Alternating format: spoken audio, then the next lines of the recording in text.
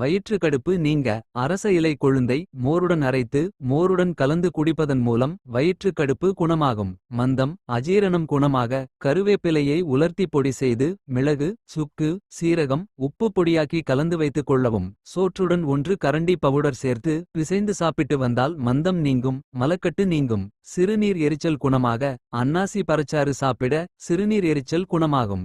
வாய் நாற்றம் போக நெல்லி தாண்டிக்காய் கடுக்காய் மூன்றையும் குடிநீரில் ஊறவைத்து காலையில் இந்த தண்ணீரில் வாய் கொப்பளிக்கவும். இதனால் வாய் நாற்றம் தீரும். சர்க்கரை வியாதி நீங்க கோவை பழம் தினசரி 1 சாப்பிட்டு வர சர்க்கரை நோயை கட்டுப்படுத்தும்.